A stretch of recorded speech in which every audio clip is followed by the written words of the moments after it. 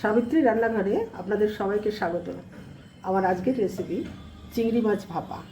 তার জন্য চিংড়ি মাছ নিয়ে নিয়েছি, আর আছে এখানে সাদা সর্ষে, কালো সর্ষে, এখানে 4 চামচ আছে, 2 চামচ করে নারকেল নিয়েছি, কিছু ধনেপাতা আছে, আর আছে নুন, হলুদ, শুকনো লঙ্কার গুঁড়ো অল্প আছে, কাঁচা লঙ্কা আছে।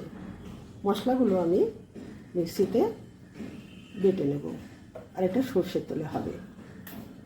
মশলাগুলো বেটে নিয়েছি, এর মধ্যে এখন শুকনো লঙ্কাটা দিচ্ছি একটু কালারের জন্য, হলুদ দিয়ে দিলাম, ধনেপাতাটাও মিশিয়ে দেবো,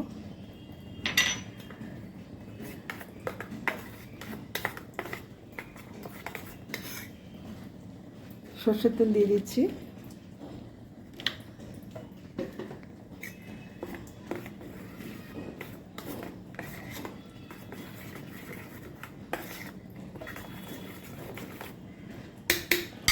এবার আমি মাছগুলো মিশিয়ে নেবো একটা একটা করে। এরপর আমি 15 মিনিট ভাপিয়ে নেব।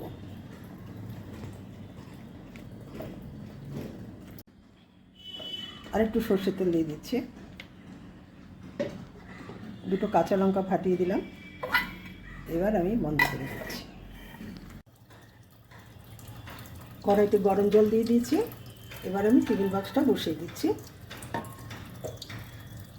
টিফিন বক্সটা এমনভাবে বসাতে হবে যেন টিফিন বক্সের নিচে জল থাকে। এবার আমি ঢাকা দিয়ে দিচ্ছি।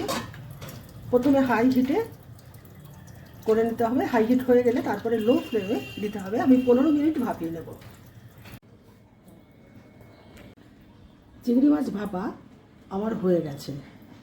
যদি রেসিপিটা ভালো লেগে থাকে অবশ্যই সাবস্ক্রাইব করবেন, আমার পাশে থাকবেন, লাইক শেয়ার কমেন্ট করবেন, আমার ফেসবুক পেজটাকে ফলো করবেন।